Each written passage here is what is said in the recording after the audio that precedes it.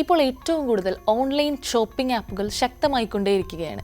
ഈ online shopping ആപ്പുകൾ മുഖേന ഒരുപാട് ഗുണമുണ്ടാകുന്നുണ്ടെങ്കിലും അതിലുപരി കുറച്ച് ദോഷങ്ങളും ഉണ്ടാകുന്നുണ്ട്.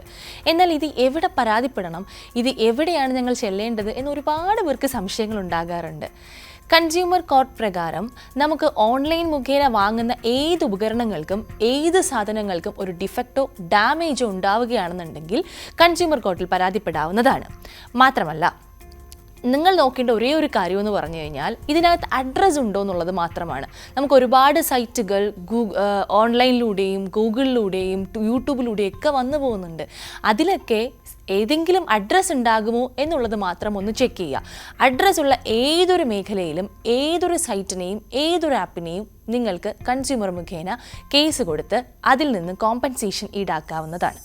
മുമ്പ് നമുക്കൊരു സാധനങ്ങളൊക്കെ വാങ്ങിക്കണമെങ്കിൽ ഒരുപാട് സ്ഥലത്തേക്ക് പോയി ഒരുപാട് കടകളിൽ കയറി ഇറങ്ങിയാണ് ഓരോ സാധനങ്ങളും നമ്മൾ വാങ്ങിക്കൊണ്ടിരുന്നത്. എന്നാൽ ഇപ്പം അങ്ങനെയൊന്നുമല്ല കേട്ടോ. ഫോൺ എടുക്കുക, അതിലേക്ക് നമ്മൾ സെർച്ച് ചെയ്യുമ്പോൾ നമ്മുടെ വിരൽത്തുമ്പിൽ തന്നെ ആവശ്യത്തിലധികം സാധനങ്ങൾ നമ്മുടെ മുന്നിലേക്ക് വരും. അത്രയേറെ ഓൺലൈൻ ഷോപ്പിംഗ് ആപ്പുകൾ നമ്മളെ സ്വാധീനിച്ചു കഴിഞ്ഞു.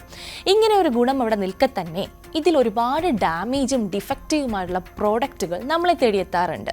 കുറേയൊക്കെ നമുക്ക് റിട്ടേൺ അടിക്കാം, അല്ലെങ്കിൽ കുറേയൊക്കെ നമുക്ക് റീഫണ്ട് അവൈലബിലിറ്റി ഒക്കെ ഉണ്ടാകുന്നു എങ്കിലും കുറേയൊക്കെ നമുക്കൊന്നും ചെയ്യാൻ പറ്റാതെ പോകാറുണ്ട്. ഇതിൽ തന്നെ ഒരുപാട് പറ്റിപ്പുകളും സ്കാമുകളും നടക്കാറുമുണ്ട്. ഇതെന്ത് ചെയ്യാം? ഇങ്ങനെ ഒരു പ്രോബ്ലം ഉണ്ടായിക്കഴിഞ്ഞാൽ ഇതിൽ നമുക്ക് എന്താണ് ഒരു പരിഹാരമായിട്ടുള്ളത്? പലർക്കും ഉണ്ടാകുന്ന ഒരു സംശയമാണ്. ഇതിൽ പരിഹാരമുണ്ട്. പരിഹാരം എന്ന് പറയുന്നത് നമുക്ക് കൺസ്യൂമർ കോടതി മുഖാന്തരം ഇതിന് ഒരു പരിഹാരം ലഭിക്കുന്നതാണ്. എന്താണ് ആദ്യം ചെയ്യേണ്ടത്? നിങ്ങൾ പോകുന്ന ഏത് ആപ്പാണെന്ന് നോക്കുക, അല്ലെങ്കിൽ ഏത് സൈറ്റാണെന്ന് നോക്കുക. ആ സൈറ്റിൽ ഒരു അഡ്രസ്സ് നിങ്ങൾക്ക് ക്ലെയിം ചെയ്യാനായിട്ട് പറ്റുമോ എന്നുള്ളത് മാത്രം വെരിഫൈ ചെയ്യുക. അഡ്രസ്സ് നിങ്ങൾക്ക് ക്ലെയിം ചെയ്യാൻ പറ്റും എന്നുള്ളതാണ് ആ സൈറ്റ് അല്ലെങ്കിൽ ആ ആപ്പ് എന്നുണ്ടെങ്കിൽ അത് പ്രകാരം നിങ്ങൾക്ക് അവർക്കെതിരെ കൺസ്യൂമർ കോടതി മുഖാന്തരം ഒരു കംപ്ലൈൻറ്റ് ഫയൽ ചെയ്യാവുന്നതും അതിൻ പ്രകാരം നിങ്ങൾക്ക് ഒരു കോമ്പൻസേഷൻ ലഭിക്കുന്നതുമാണ്. പലരും എന്ത് ചെയ്യും എന്ത് ചെയ്യില്ല എന്ന് പറഞ്ഞ് മടിച്ചു നിൽക്കുന്ന സാഹചര്യങ്ങളിൽ നിങ്ങൾക്ക് യാതൊരു ബുദ്ധിമുട്ടും ഇല്ലാതെ തന്നെ തിരുവനന്തപുരത്ത് അല്ലെങ്കിൽ ഓരോ ജില്ലകളിലും അവരുടേതായിട്ടുള്ള ഓരോ കൺസ്യൂമർ കോടതിയുണ്ട്. ട്രിവാൻഡ്രത്ത് വഴുതക്കാടാണ് കൺസ്യൂമർ കോടതി വരുന്നത്. ഇതിനുശേഷം അപ്പീൽ പോകാം. കൺസ്യൂമർ കോടതി ഒരുപാട് ചെലവ് വരില്ലേ എന്നൊക്കെ ചിന്തിക്കുന്ന ഒരുപാട് ആൾക്കാരുണ്ട്. പക്ഷെ ഒരിക്കലുമില്ല.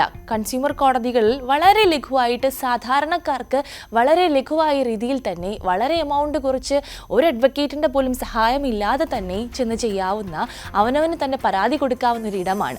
ഇനി നിങ്ങൾക്കിതൊരു പ്രശ്നമായി വരില്ല.